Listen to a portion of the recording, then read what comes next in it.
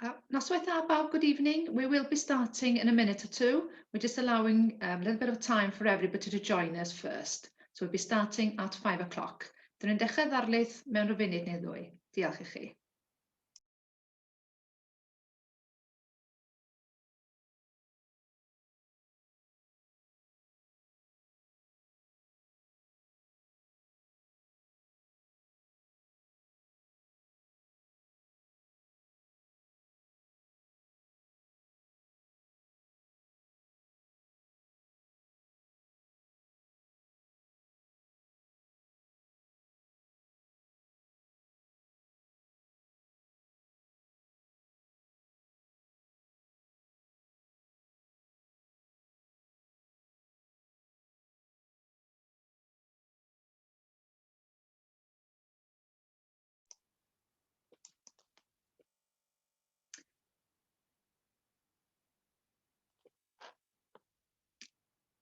Noswaith dda i chi bawb.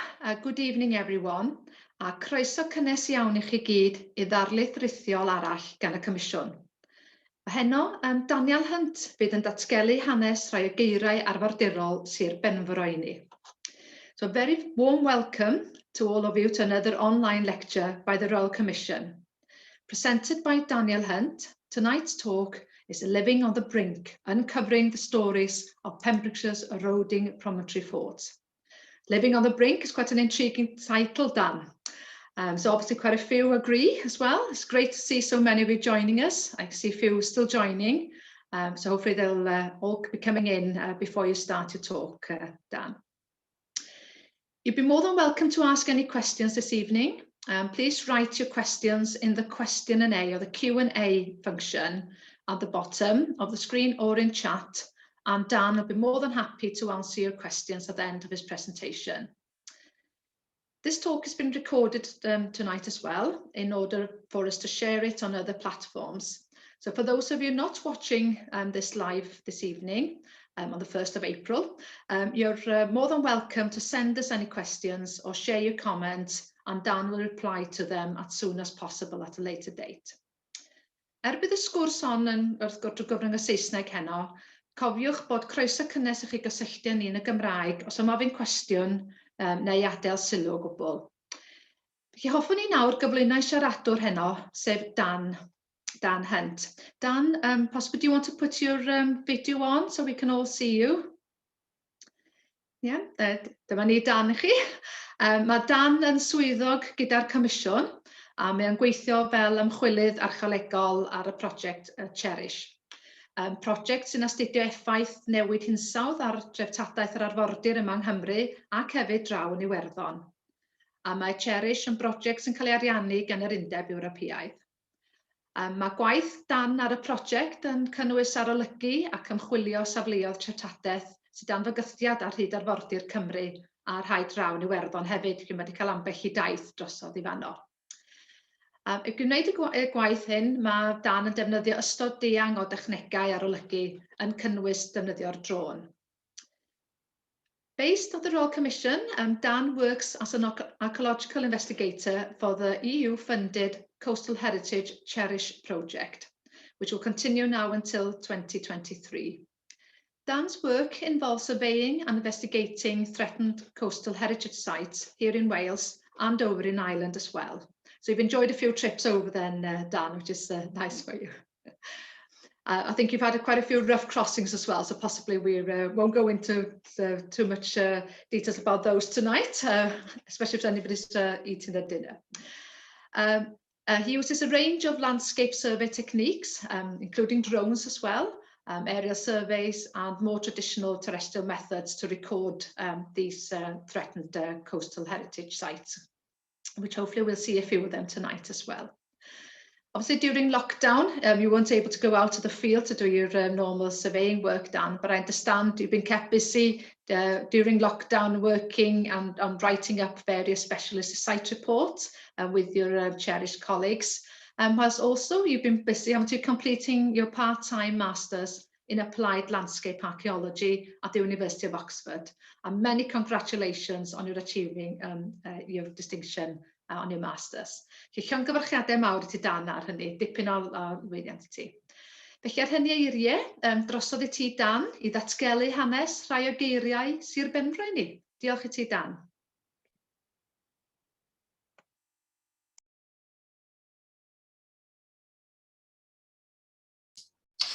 Diolch Angharad, thanks Angharad. Prynhawn da, good evening, good afternoon everybody. I hope you're okay. It's nice to have so many of you along today for the talk. So the title, Living on the Brink, Uncovering the Stories of Pembrokeshire's Hill Forts. I'll just start the presentation now. So today the idea is that I'm going to take you through some Pembrokeshire's promontory forts, introduce the concept of what a promontory fort is, why we're looking at them, why we're studying them, a bit about the history of some of the work that's been carried out on them to date. And then we're going to go down into some more detail, a selection of sites that we've been doing more further work on Cherish, using a range of different techniques to try and prize out the stories, the untold stories that haven't been told by previous antiquarians as such. So to start with, it's important to introduce what a promontory fort actually is, and the kind of the bog standard definition is what you'll see here. So an island or coastal promontory, natural promontory defended on at least one side by one or more lines of ramparts. And the term promontory fort is quite troublesome now, really, because obviously it's sort of similar to hill forts where we'd see these sites as kind of military installations, whereas we now know they're not, where this phrase fort comes from. And then so we have sort of problems with terminology as well. So obviously in Wales, we use the term promontory fort, which is also used in Scotland, over in Ireland. But we also have similar sites over in England, in Cornwall and Devon, which are similar in nature, but they're known as cliff castles. It's basically just where different people have chosen to name them differently. But they're also quite an elusive type of site. Not much is known about them. We have real problems with dating evidence, especially, but also in terms of their kind of structure, their locations, how they were built, what they actually represent. But broadly speaking, we're talking about a period from the late Bronze Age into the kind of the early to mid Iron Age period, so the 1000 BC to 400 BC kind of periods that many of these sites sit within.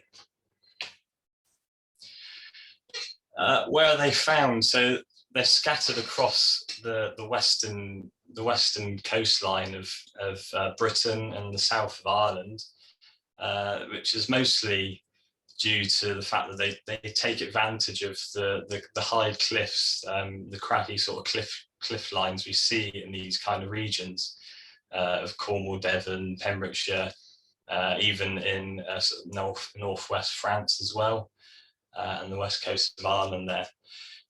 But today they're seen as very peripheral to sort of modern society. If anyone's ever visited any of these sites and stand at the sort of the cliff edge within one of them, you feel you're just kind of at the edge of the world, looking out into the sea, not much else around you, and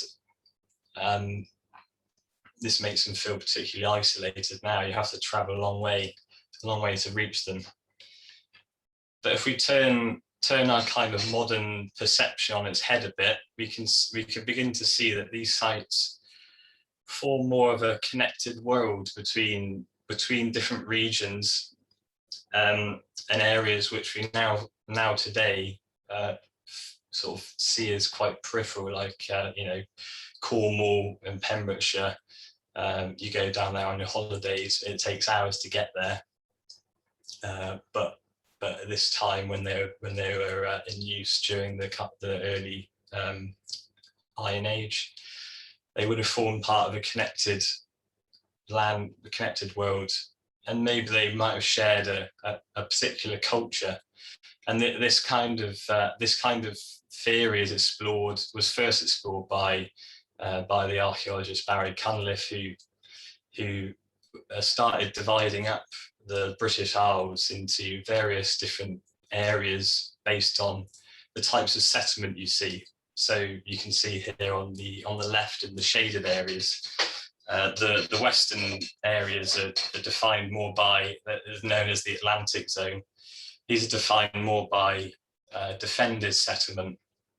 And you can see here a further breakdown of more inland settlement as well. So you have the defended settlements on the west coast, your areas in the kind of the southwest, the southern regions, which are dominated by hill forts, and more open settlements which aren't defended by its typical kind of banks and ditches in the north and in the eastern regions.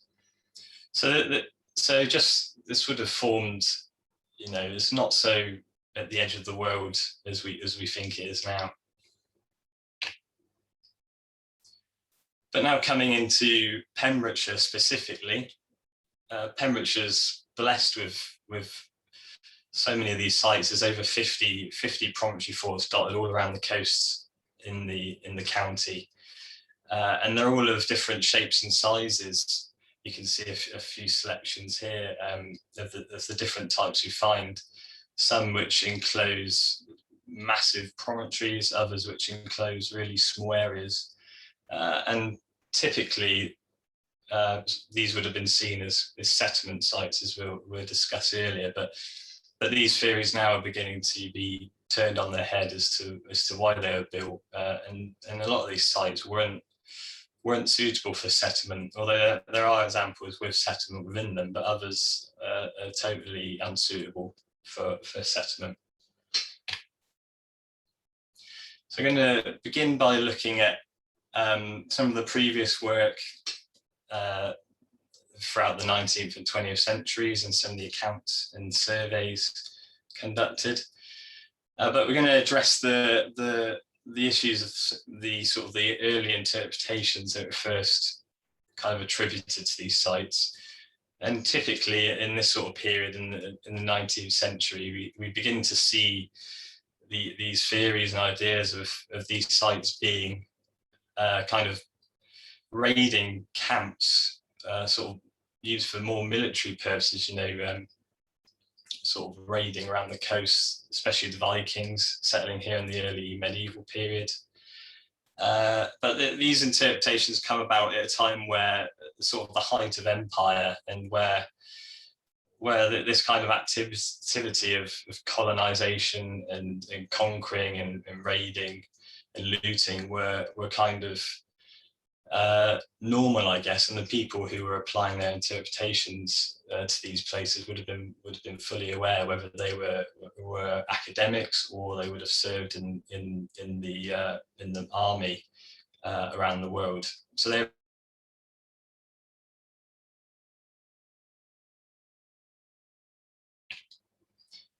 And a couple of the antiquarians who started bringing about these interpretations were these two guys here, Richard Fenton on the left, you can see, who was born in 1747, and Edward Barnwell on the right there, who was born in 1833. And these two guys were two of the most active people in Welsh archaeology, and specifically in terms of the promontory forts in Pembrokeshire. And Richard Fenton was responsible for publishing his well-known guide of Pembrokeshire, a historical tour through Pembrokeshire in 1811. And through this, he documented countless archaeological sites, and included within that were a lot of these the promontory forts. And you can see here some of the interpretations he placed. He sort of attributes this particular site to invading Danes. And also he offers good topographical accounts for a lot of these sites, which is helpful to get a grasp on how they may have appeared those centuries ago. It wasn't until the 19th century, the early 19th century with Edward Barnwell, that we begin to see some of the first drawn depictions and surveys of these sites. And you can see a couple here of Porphyrow on the left and St David's Head on the right there. And these provide us really good records of how they would have appeared back then, although quite simplified. They're important for us going forward in terms of interpreting what may have disappeared over time. And then moving on from the antiquarian surveys, during the 1860s, we see the Ordnance Survey becoming more active, and in Pembrokeshire especially, Pembrokeshire benefited from some of the earliest surveys of the first edition maps, the 6-inch and the 25-inch to the mile. And within the Ordnance Survey, obviously they were tasked with the detailed survey of particular sites. So archaeological sites were of importance to them to map and record. And you can see in the bottom right there is one of these, call them Ordnance Survey archaeology cards, which we have in the archive in the Royal Commission. And you can see the detail that they went to first when they created the surveys, and then they would go back and revise several times. And these maps provide the first comprehensive look of how these sites existed, although not only that long ago, but for many, these remain the most modern surveys for a lot of these sites, which goes to show how understudied they are, and how little of them have actually been surveyed. So yeah. And then moving on, coming to the end of the 19th century, we start to see some actual archaeological investigations specifically targeted at trying to further the interpretation. And here on St David's Head, on Clouth y Millware, Reverend Baring Gould, another antiquarian who originated from Devon, who'd done a lot of work on roundhouses on Dartmouth, conducted the first archaeological investigation of a promontory fort, and this involved the excavation of several of the interior roundhouses, as well as a wider landscape, kind of small-scale landscape approach to the surrounding area where there's evidence of field boundaries as well.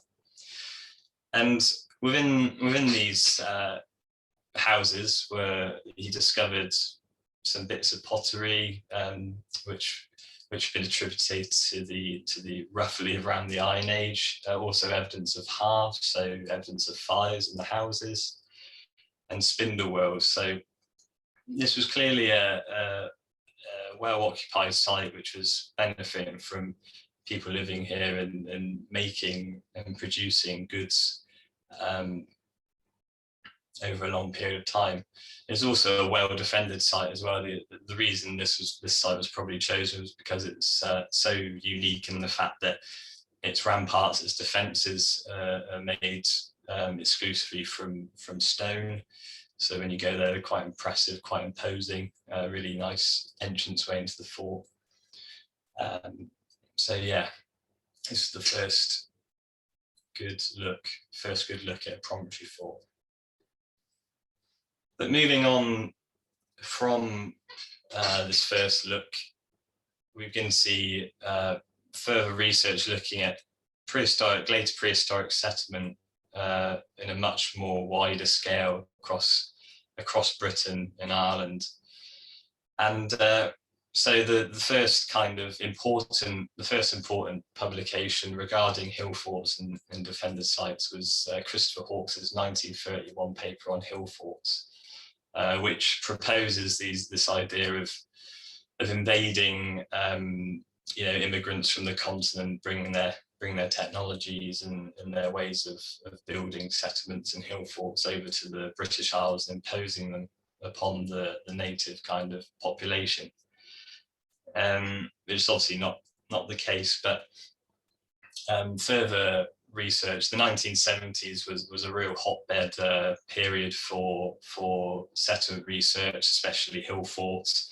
You can see here some of the more important publications. So we've got Hogg's Hill Forts of Britain, Barry Cunliffe's Iron Age Communities in Britain, and Ford Johnston's Hill Forts of Iron Age England and Wales. And what these done, these applied kind of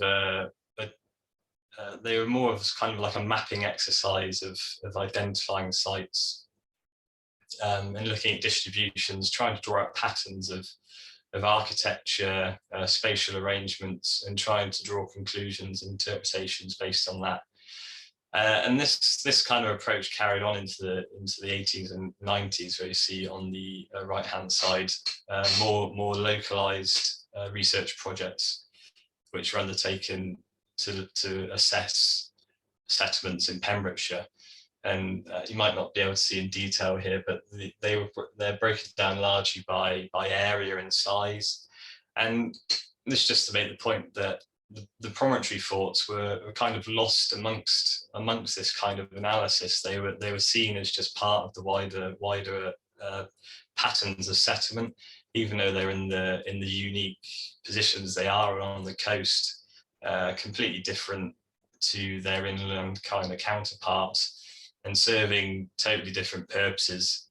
But they get lost amongst this research, and to an extent, this still carries on today. They're still looked at as just part of this wider settlement during the later prehistoric period.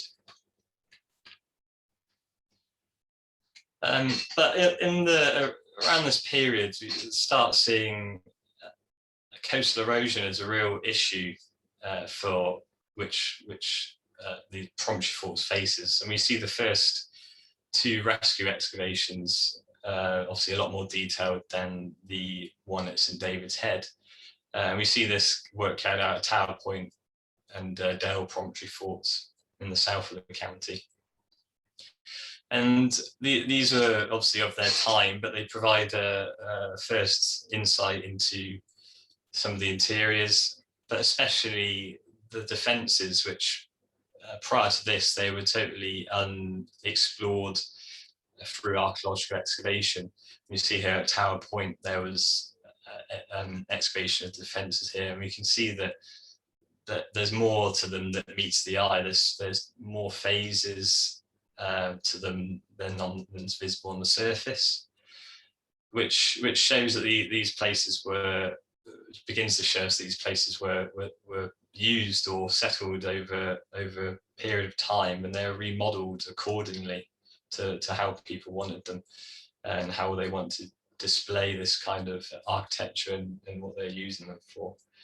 But these really set up the excavations and how they are approached going forward. It wasn't until the 90s where coastal erosion was really identified as a real threat to the archaeology of Wales on a wider scale. And during the 90s, there was national surveys of all archaeology along the coast in response to the threat of coastal erosion and climate change and the risks and the threats that brought. So here you can see the coastal archaeology of Wales. This was sort of a culmination of all the regional surveys carried out by the Archaeological Trust throughout the 90s, which highlighted sites at particular risk from erosion and damage. And amongst these, several promontory forts were identified for further work.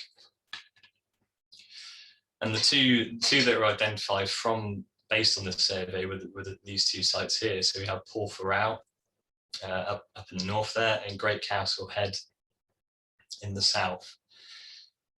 And these represent the most kind of systematic exploration of sites through excavation surveys, looking at the eroding sections, identifying what can be seen through them.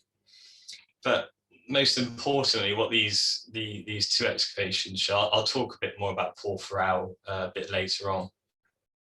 But the reason these were most important were because they provided us with the first reliable dating for Pembrokeshire Promontory forts. You can see here a lot of the dates around the early Iron Age period, so between sort of 800 and 400 BC, which gives us a kind of start of a framework which we can begin to work within. So a lot of these sites, the earliest dates were from the Bronze Age into the Iron Age transition. And at Great Cowshead, you can also see that there's also early medieval dates. So this site was also possibly being used going into the medieval period as well.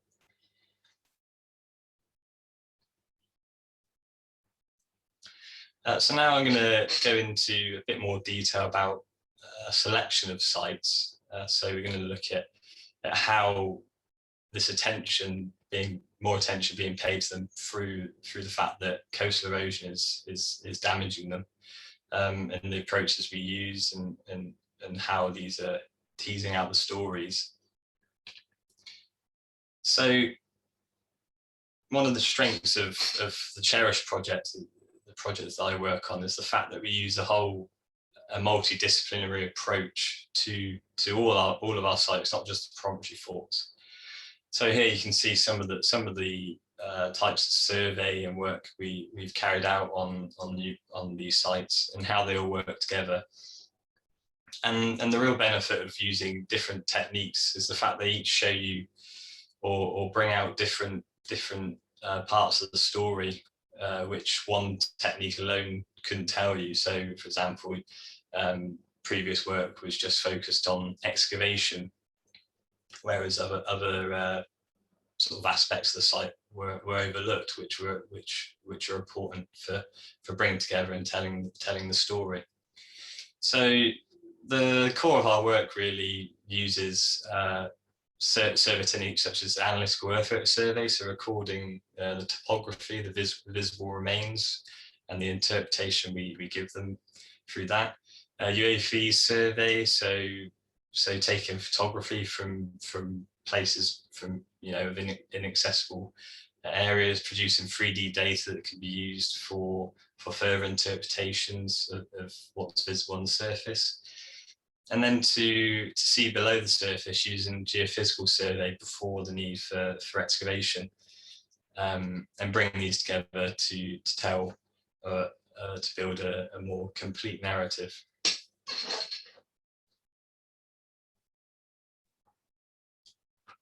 So these are the 4 sites that I'm going to go into detail in. And as you can see just by looking at them, there are 4 sites that are totally different in the way they appear. You see in their location, in the kind of landforms that they enclose. And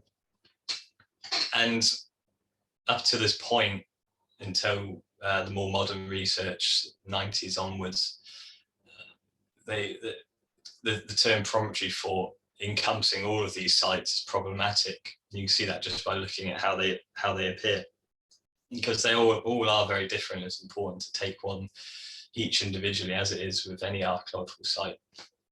But this is particularly relevant for promontory forts because so little work has been done on them. So I'm going to start with Porphyrow, probably the most explored out of all of them, because it's been excavated, which has given us really good information. But Porphyrow, so it's located on the north shores of St Bride's Bay, to the south east of St David's. You see it there. It's kind of its location sort of hidden amongst the craggy south west facing exposed cliff face there, which is exposed to some of the strongest storms that are coming in from that direction. And in terms of nearby sites, you'll see the next site we'll look at, Carvi Camp, just to the west here is Carvi Camp. And you see here just how different they are in terms of how they appear and the kind of the landforms they exploit in terms of their construction.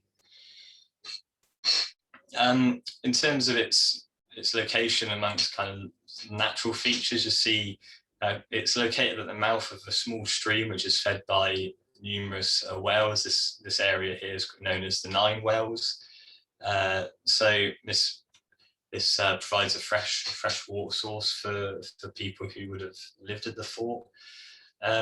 It's been interpreted also that this region here would have acted or could have acted as an area of harbourage for boats and such.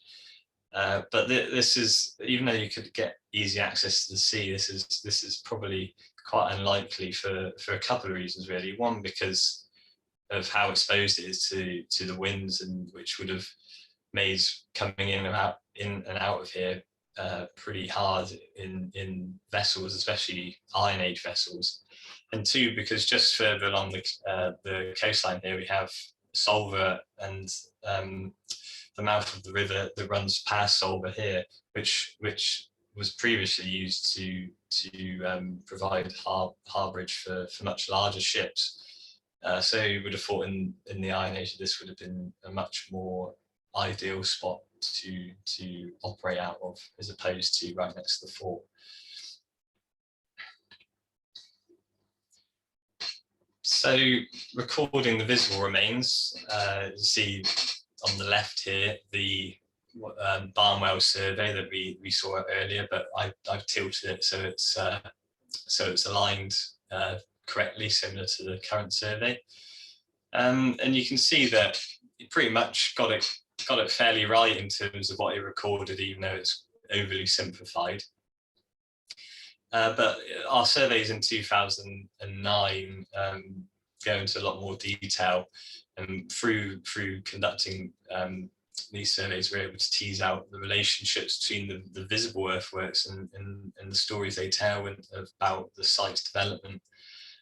So for those not so familiar with earthwork surveys, we produce these by mapping the tops and bottoms of banks and slopes, and we draw them using hashes to show the steepness and the length of the slopes to show the banks of the ditches. And through doing this, we can begin to pick out relationships between them and tell how the site might have developed over time. So on the left here, you see this is a digital elevation model produced for using the drone, which provides an objective 3D data set which we can use to compare against what we collected in the field. On the right here, you see based on the earthwork mapping, the survey we conducted, the phasing of the earthwork. So at Porthrow, the story we have here is really an initial enclosure of what was previously interpreted. The reason this site was highlighted as one of the ones most at threat in the coastal surveys in the 90s is because at first glance it appears as though the interior has been completely eroded away. But upon closer kind of inspection and looking at the earthworks and how they relate to this central chasm, it becomes clear that they are actually constructed to respect the erosion there, rather than the interior having been eroded out to the defences. So really, this tells a story of the initial phase 1 and phase 2 you'll see here is actually an enclosure of not only the eastern promontory here, which is where the settlement was disposed of, which I'll show in the next slide, but also they are encompassing the natural erosion. So they must have seen some importance to doing this, enclosing this kind of the chasm. It's very visibly impressive upon you if you ever visit the site. It's massive, but also the importance of the site over time, where they've remodeled the earthworks as time's gone on. So the green and the purple here, actually in their construction, they've actually partially buried some of the earlier earthworks, which would have been a huge undertaking, especially considering this is all constructed into a really kind of strange coastal hill which protrudes out. So this would have been quite a steep hillside that they're sculpting to produce these defences. And yeah, the Porphyra is some of the most modern excavations as well on any promontory fort in the county, and throughout the 90s and as late as 2019, there's been work going on here, and discoveries here really highlighted the density of occupation on the eastern promontory, where they found 8 roundhouses of all different phases. There's the big stone, the roundhouse number 8 there that you'll see in the foreground, which is stone built, but also more rudimentary roundhouses, which are defined by drip gullies and would have been constructed of wood. But very little finds, really.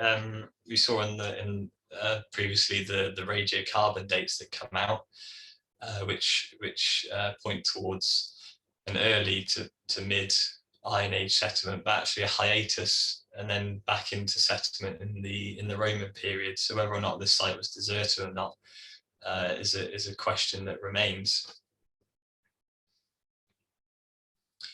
And also the excavation included exploring the defences as well. As you'll see here, this is the eroding western portion of the defences, but they excavated a trench set back from that to explore the defences here. And this provides us with one of the few dates for the defences, and this is within the earlier phase 1 and phase 2 ramparts that provided these early Iron Age dates. So this gives us a really nice baseline, not only for this site, but for other sites in the region, giving us a vague idea of when they might have started popping up in Pembrokeshire.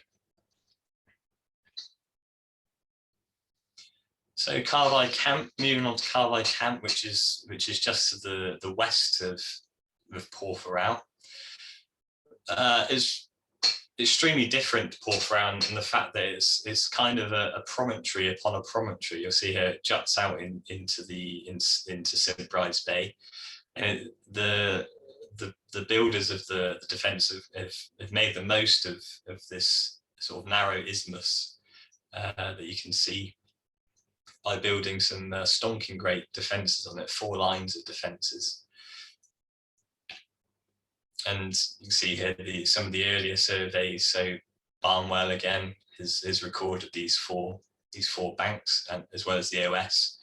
But interestingly, in the early Barnwell surveys, they've been recorded as all 4 of them enclosing the headland, whereas this isn't the case. If we look at the more modern surveys, you can see here the surveys and some of the UAV data and the Hashard plan. But in terms of the phased earthworks, we can see that similar to Porphyra, the earliest enclosure would have enclosed the isthmus here in the red. But going forward, the likely later ramparts, the builders seem to have moved away from this feeling the need to totally enclose the headland towards a more kind of monumentalizing the earthworks and the defences.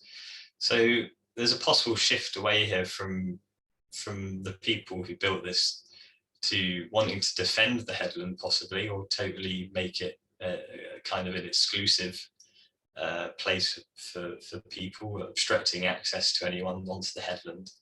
So maybe a more open promontory fort, but at the same time still imposing themselves upon anyone visiting by raising these much larger earthworks. And the ones towards the outside,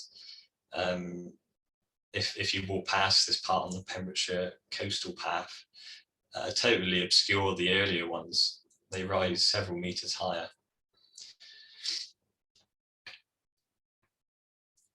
But so from also we're able to, through UAV surveys, look at some of the eroding. So here, the particular problem with the erosion here, you can see, is the eroding isthmus on the western side. So we're able to use the UAV to investigate this eroding section. What we found was possibly the remnants of an earlier ditch, which may relate to the earlier enclosure of the headland. So again, building on the story going possibly further back in time before the earlier earthworks were constructed. The first form of enclosure was just a simple ditch, sort of using the most economical way of enclosing it and cutting off access.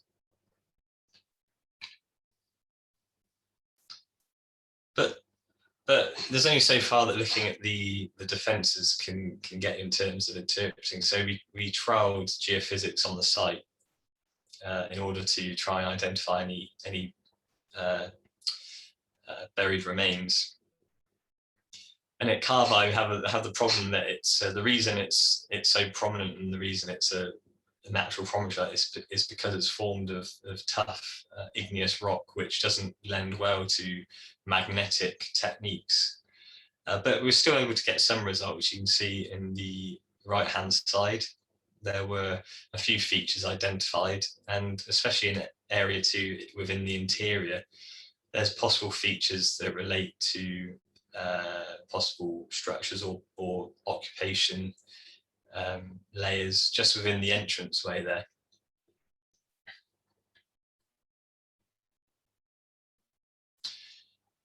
So moving down onto the south of the county, onto the Castlemartin Peninsula, onto Linney Head, which again is a totally different type of site. And here we find ourselves fully exposed to the kind of Atlantic, where this really forms kind of the northern point where the Bristol Channel ends, and we move into the Atlantic and the Irish Sea.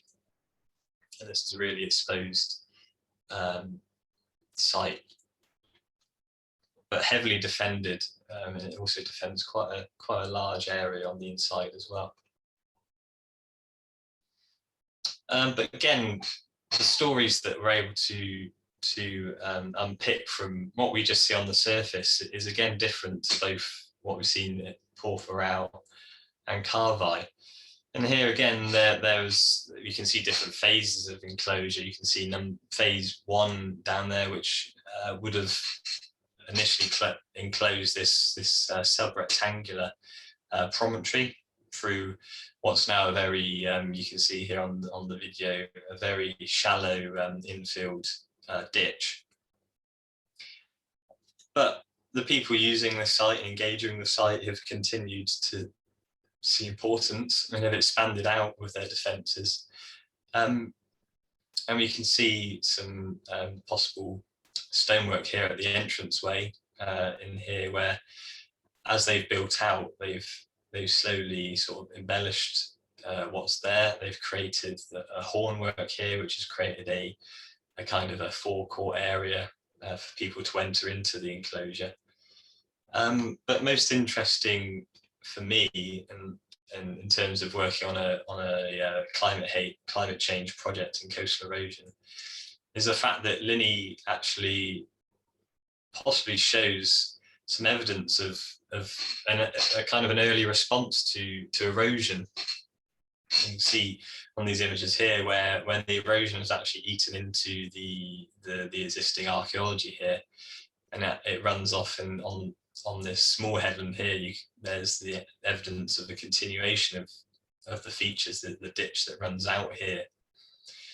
But at some point in time, the people possibly living here or using the site have identified the fact that they're losing their fort, and they've actually adapted to this fact by totally reconfiguring the defences. You see here this sort of dog leg here where they brought it in to respect the erosion. So you begin to see some evidence of people responding to changes they're seeing at the coast. The coast is, as we know, a very dynamic landscape, an area to be in. It's constantly changing. And the final site, and perhaps the most interesting, I find the site particularly interesting, is Flimpston Bay, which is to the east of Lynny on the Castlemartin Peninsula. So we're here now. And this is a site which, when you visit there, the most impressive feature about it is this cauldron here, this triangular cauldron. And this is clearly, so you can see the surveys here conducted. And within the interior, so one of the benefits of the UAE survey here was the fact that you might just be able to make out some vague circles within the interior, but there's tens of these scoops which may relate to hut circles or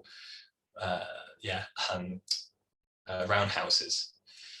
So this could have been a really densely occupied promontory fort. But the reason that they've chosen this location, I think anyway, has got to be because of this natural feature. And you can go here, you can see a short video of how it appears now through the drone. And aside from the actual promontory fort, the fact that it encloses the cauldron here, this part of the coastline in Pembrokeshire on Castlemartin is quite monumental in its natural architecture. And if you're familiar with this part of Wales, you'll know that nearby is the Green Bridge of Wales, which is kind of the Welsh equivalent to Durdle Door in Devon. Really impressive natural arch. And there's also tons of stacks offshore as well.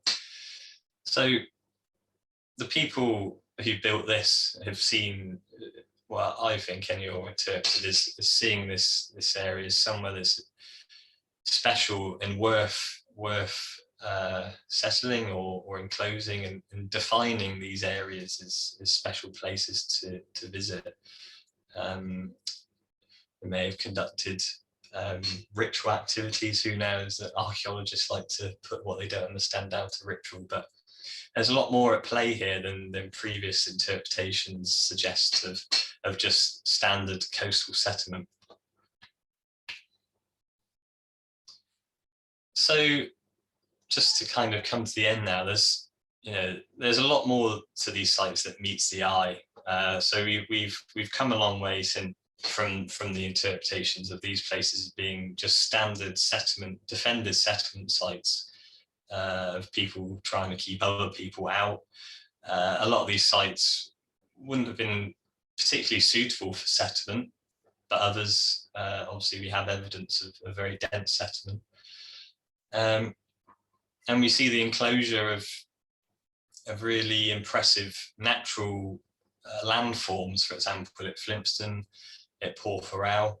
People are putting a lot of effort into constructing and enclosing and defining these spaces that are unique. Obviously you're not going to find these kind of impressive places further inland or anywhere else.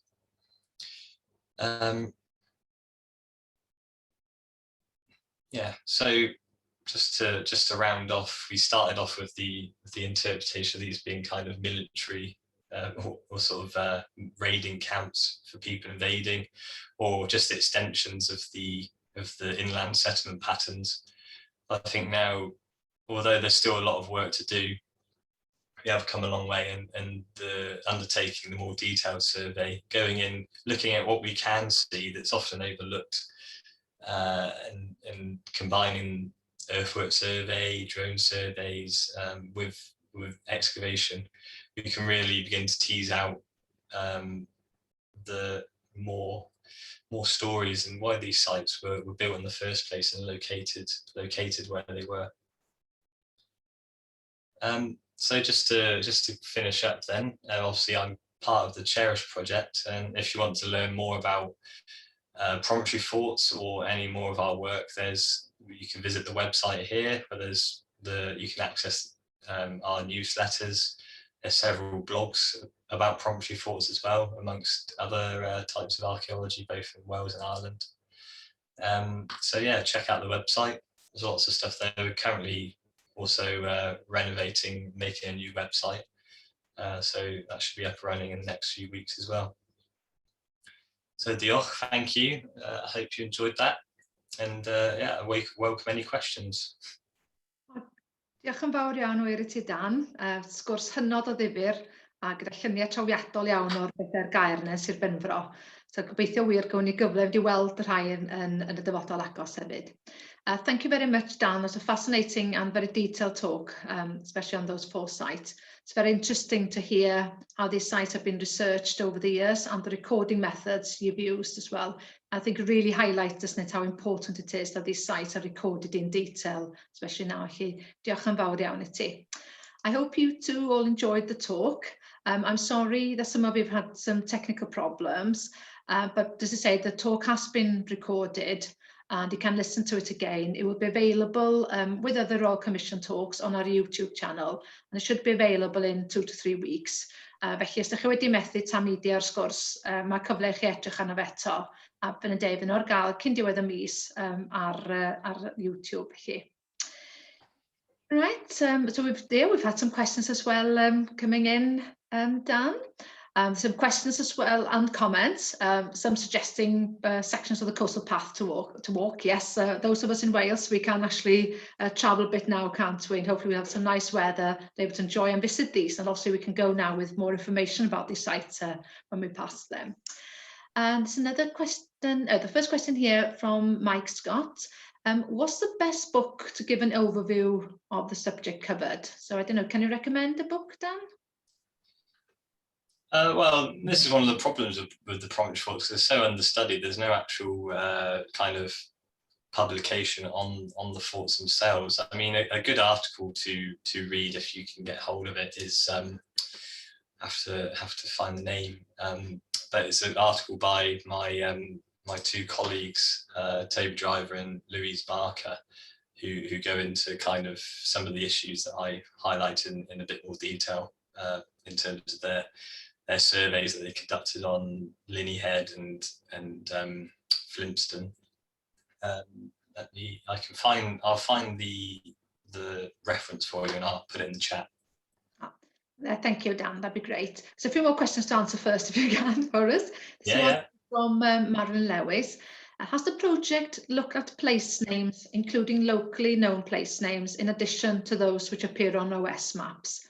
She thinks that this would add an interesting additional angle on how the site may have been perceived over time.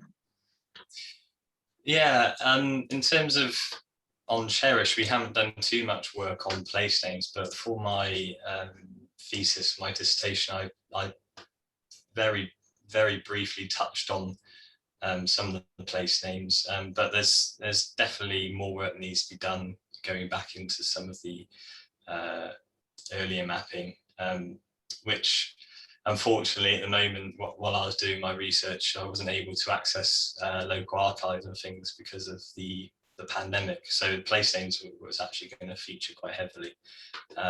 So yeah, there's a lot more work to do there, but unfortunately we haven't done that kind of work yet.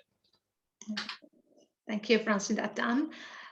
The next one is from Christina. I wondered whether people would only have lived there when under attack in these forts. It seems so exposed to live there long term. What do you think they tell us about the threat level over a long period of time?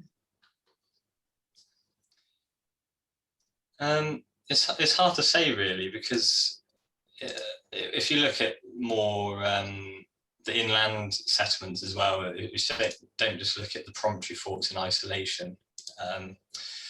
Sort of the inland sites were also fairly well defended, but it seems here that there's a bit of a disparity between the level at which people went to, the lengths to which they enclose these promontories. So, I mean, I'm not sure, to be honest. This is a difficult question. I mean, obviously the theories of these camps being used as kind of refuge for invading Romans and things, but I don't know. I think they're more defining places through sort of monumentality rather than defending them, because a lot of the defences, although they kind of look defensive, they would have been pretty useless actually defending against any attackers, especially considering you're so exposed to the sea as well. So yeah, I definitely agree that they may have been seasonal settlements, but whether or not they would have been refuge for attacks and stuff is a little less sure.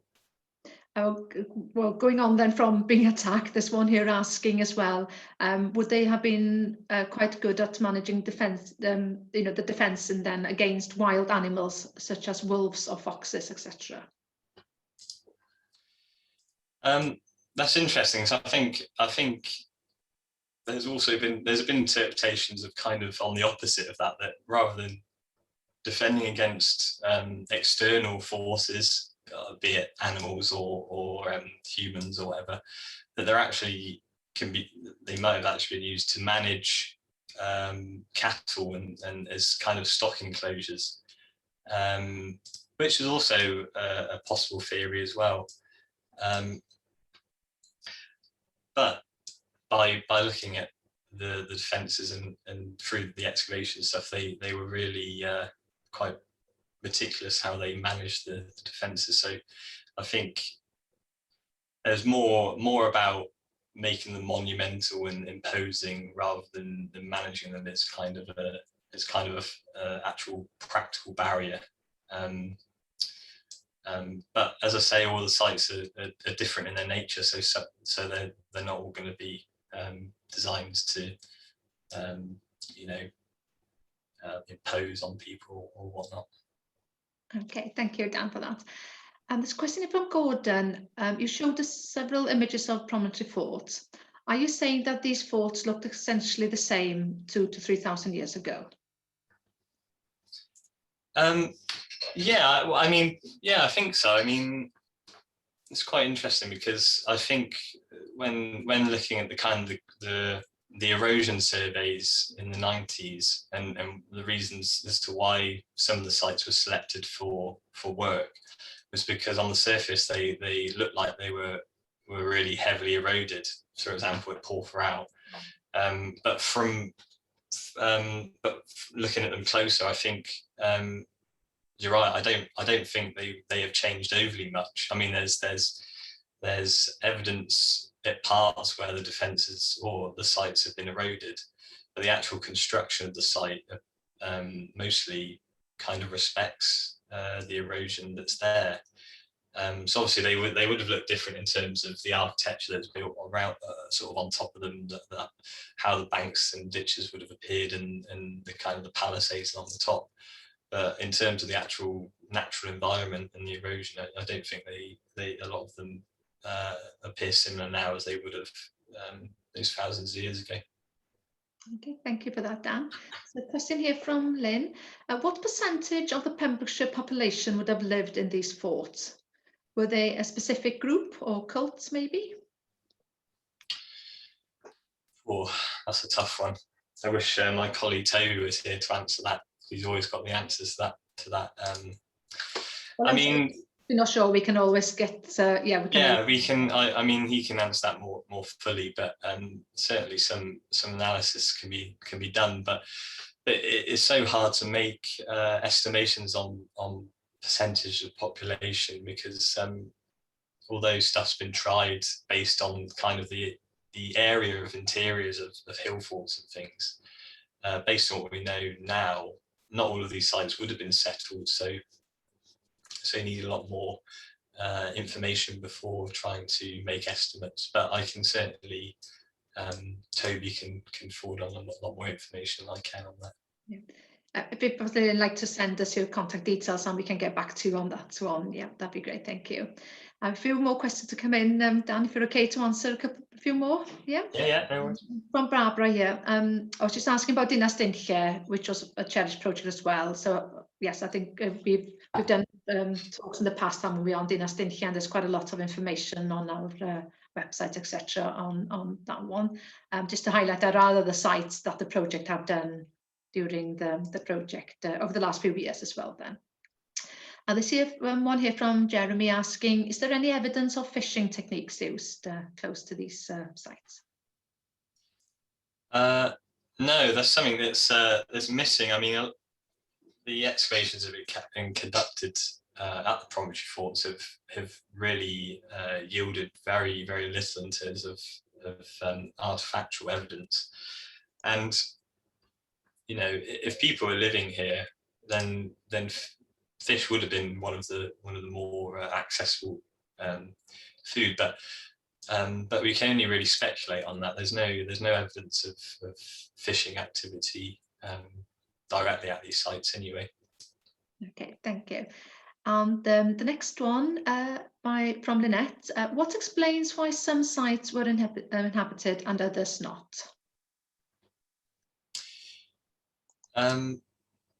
Again, it's another good question, because we know so little about these sites, and I don't think there's a particular kind of rule book as to why particular sites were settled. I mean, we can have sort of some ideas, but yeah, I mean, that's another question that I struggle to answer. That's okay, that's fine. There's a lot. Well, you know, it's a lot we don't know about these sites still. Yeah, exactly. I mean, and they are mysterious in their nature, and we're only really at the tip of the iceberg in terms of what we're understanding. You know, so a lot more work's needed to really dig down into them, literally.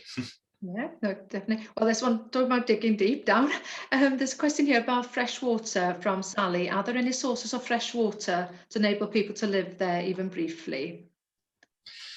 Yeah, this is one of the things that we are able to kind of see on the surface. I mean, at Portharrow, there's you would have seen there's evidence of fresh water there, and that might relate directly to why there's such dense settlement there.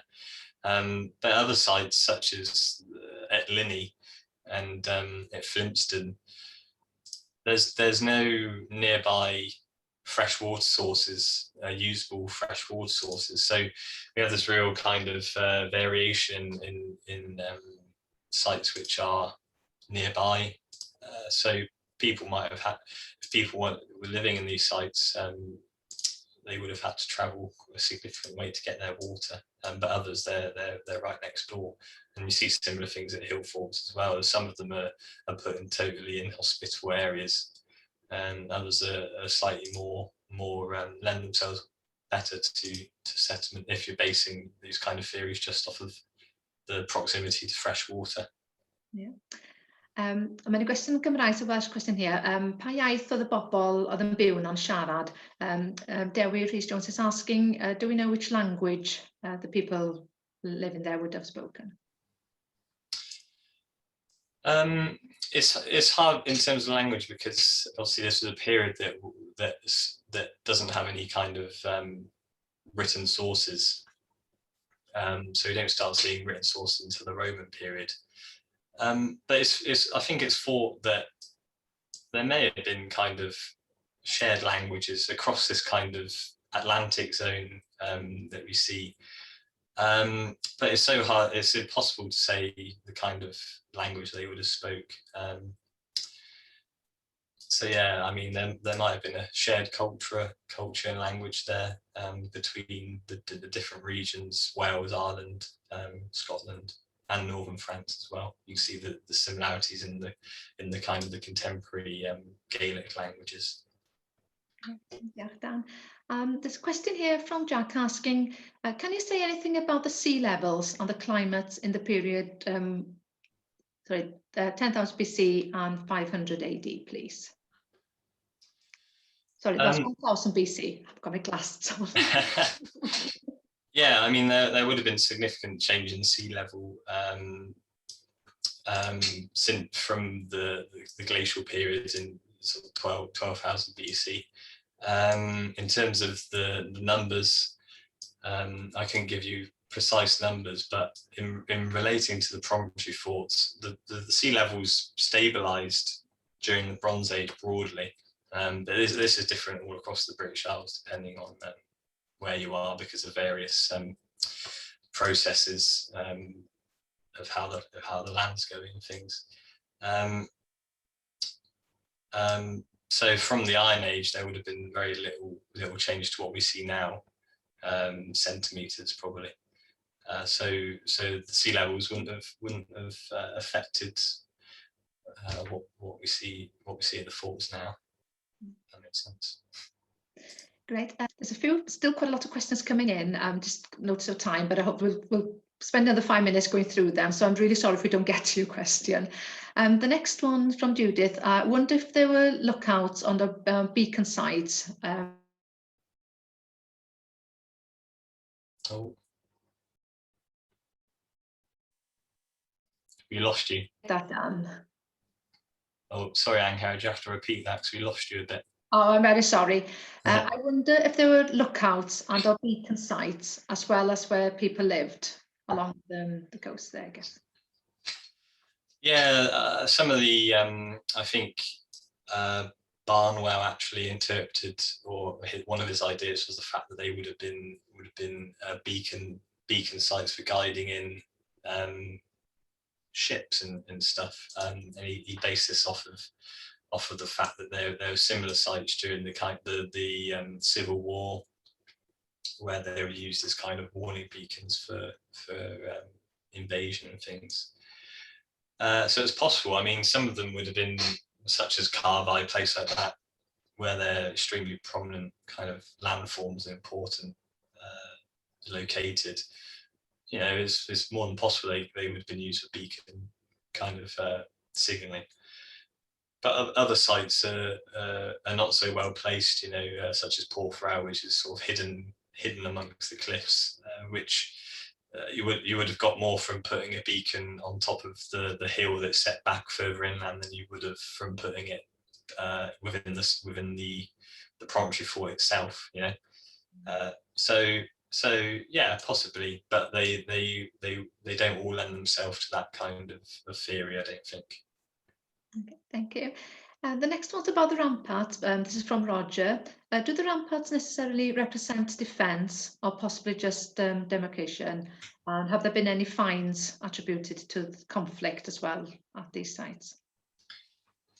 Yeah, I think you're right in terms of demarcating of site of areas and the promontories. I think some of these would have been suitable for, or if you really want to, would have been suitable for defending. But I think primarily they were demarcating particular areas, especially the kind of the really impressive natural features such as the cauldrons and the stacks and things like that. Maybe closing them off to people, making them more of an exclusive kind of place for people to access because they were so unique. So I think broadly speaking, yeah, more demarcation than defence. In terms of fines for conflict, I haven't found anything at these sites, probably purely based because of the fact there's been so little excavation.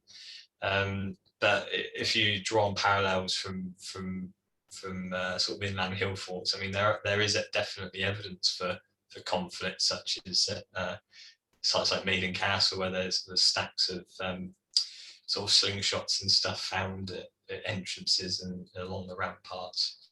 So it's possible there might be stuff like that hidden in one of these forts, but we just haven't found it yet. Okay. So. Thank you. The two next questions, one from Mary and one from Ian, and I'll take them together because I think they cover the same thing. Has a survey been done on the Llŷn Peninsula, for example, the possible promontory fort at Port Dinllaen or Mynydd Bachestyn near Uwchmynydd? And Ian is also asking, have we done any recent work on the coastal Lion-Age forts on the Glamorgan coast between Ogmore and Penarth? So possibly you can just briefly mention the work that you've done in other parts of Wales. Yeah. That'd be great. Yeah, I mean, Glamorgan obviously has quite a lot of these sites as well, but I think they're even less is known about them. So there's been next to no survey on those. And in terms of the ones up on the Llŷn, such as Port Dinllaen, very little work on those as well. I think you know, Pembrokeshire has been the focus for what little work has gone on, and so yeah, I mean they need looking at, you know, because they're important. They tie in importantly with the ones we see in Pembrokeshire as well. Yeah. I think we'll need to go for the last one here because we're running out of time, aren't we? I'm very sorry, there's like another 14, 15 questions, so we could be here all night. So I think we do need to just draw a line. So this one is from the Walters. They're asking if there's any results so far on Pembrokeshire sites that are paralleled in Ireland or elsewhere, or is it a case of each site being so unique or not yet fully researched to date that it's difficult to compare? So that's quite an interesting, I think, to look at our partners over in Ireland as well. Yeah, for Cherish, actually, we're doing quite a bit of work over in Ireland as well, on the promontory forts in sort of in the Wexford, Waterford regions along the south coast there.